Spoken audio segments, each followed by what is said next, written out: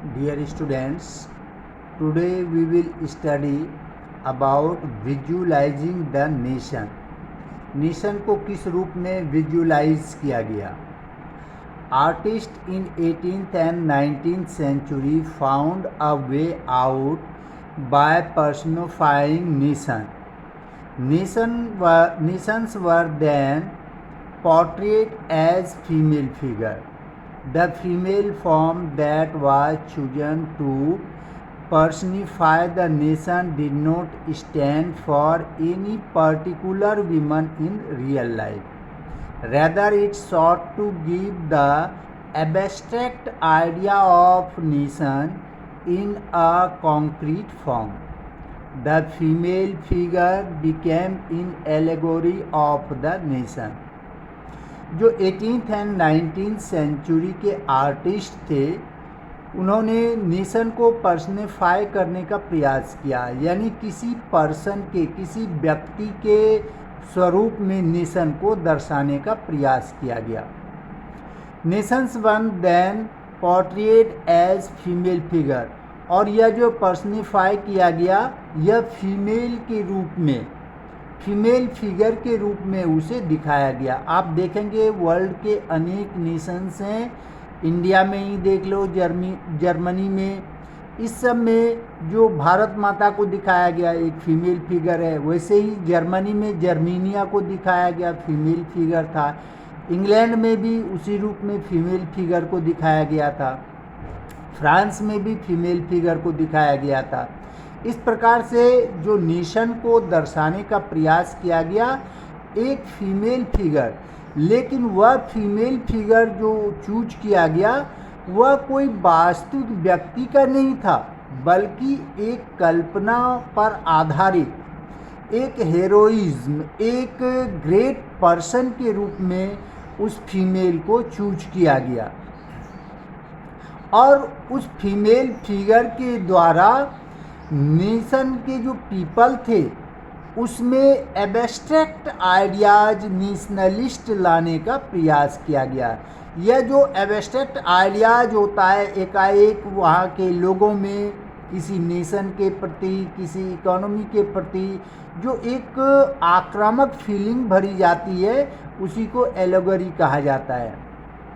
In France the female allegory was Christian Marianne. वहाँ का जो फीमेल फिगर बनाया गया वह कौन था? क्रिस्टियन मेरीने. अंडरलाइन कर लेना. जैसे भारत में भारत माता, जर्मनी में जर्मीनिया, उसी प्रकार से फ्रांस में जो फीमेल फिगर को, नेशन को दर्शाने के लिए किया गया वह कौन था? Christian Marianne. Her characteristics were drawn from those of liberty and republic. आप देखेंगे जो 1789 में रेवोल्यूशन हुआ था वहाँ पर मुख्य रूप से लिबर्टी और रिपब्लिक को दर्शाया गया था. और वहाँ के जो यूनिफॉर्म थे उसमें रेड कैप, ट्राई कलर, वहाँ के फ्लैग जो है उसको दिखाया गया था. तो इस सब को वहाँ की जो फीमेल फिगर बनाया गया उस पर भी इसे दिखाया गया, रेड कैप को, ट्राई कलर को, the cockade. Germania became the allegory of German nation. German nation के लिए जर्मीनिया को एलेगरी बनाया गया. Germania wears a crown of oak leaves. Oak leaves वहाँ पे काफ़ी पवित्र माना जाता है, जैसे अपने देश में पीपल को माना जाता है, वैसे ही ओक लीव्स को जर्मनी में काफ़ी पवित्र माना जाता है. As the German oak stands for heroism. German oak जो है हेरोइज्म का प्रतीक है, इसीलिए जर्मीनिया पर ओक लीव्स का क्राउन दिखाया. क्राउन मीन्स क्या होता है? मुकुट.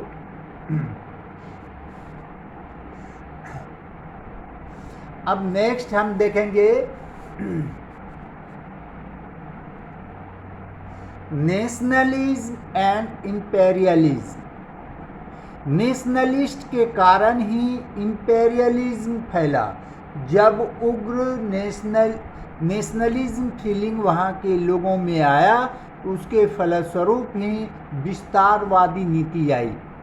By the last quarter of the 19th century, the nationalism no longer retained its idealistic liberal domestic sentiment of the first half of the century. During this period, nationalist groups became increasingly intolerant with each other and ever ready to go to war.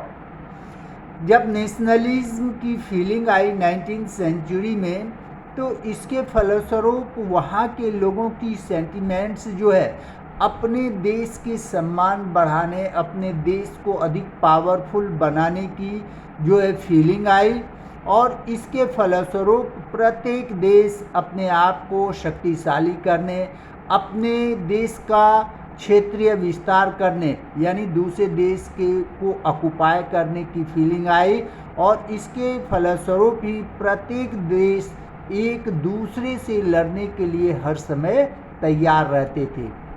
अब Balkans, the source of nationalist tension in Europe. जो Europe में nationalist tension आए उसका मुख्य था Balkan, और हम देखेंगे कि यही बाल्कन प्रॉब्लम्स थे जिसके कारण फर्स्ट वर्ल्ड वार हुआ था। The Balkans was a region of the geographical and ethnic variation comprising modern day, underline कर लेना बच्चे, Romania, Bulgaria, Albania, Greece, Macedonia, Croatia, Bosnia, Herzegovina, Slovenia, Serbia and Montenegro, whose inhabitants were broadly known as the Slavs.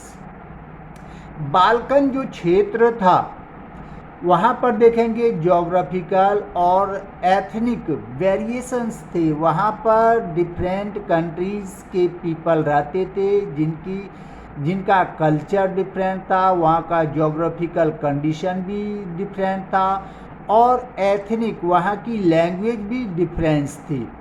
और जो ये Balkan areas थे उसमें modern days में जो कंट्री है Romania, Bulgaria, Albania, Greece, Macedonia, ये सारे कंट्रीज जो हैं वो बाल्कन क्षेत्र में आते थे।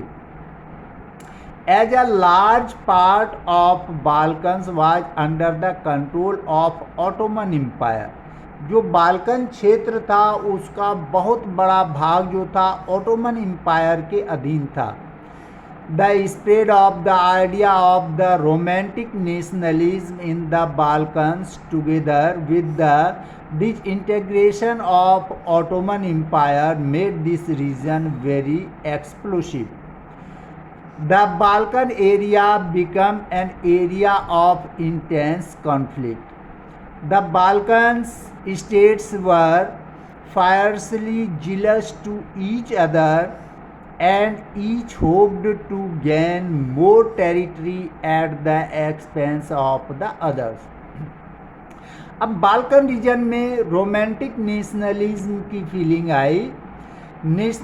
ये रोमांटिक नेशनलिज्म फीलिंग क्या थी कि वहाँ के जितने भी निवासी थे वे सारे किसी न किसी देश का एक हिस्सा हुआ करता था। वहाँ के लोगों का अपना एक इतिहास था जो किसी अन्य देश के साथ जुड़े हुए थे। अब वे फीलिंग आई और उनका बाल्कन स्टेट से जो ऑटोमन एम्पायर्स था उससे अब डिसइंटीग्रेट हो गया, उससे जो है अपने आप को वे डिफरेंट समझने लगे, और इसी के कारण उस क्षेत्र में एक्सप्लोसिव काफ़ी जो है उत्तेजक वहाँ पर जो माहौल तैयार हुआ, क्रिएट हुआ।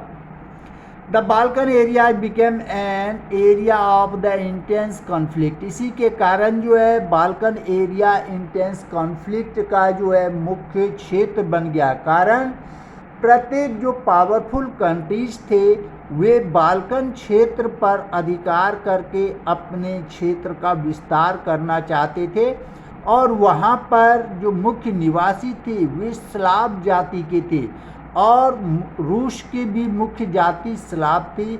इसलिए जो रशियन कंट्री थी ये भी अधिक से अधिक अपने क्षेत्र का उस क्षेत्र में विकास चाहती थी।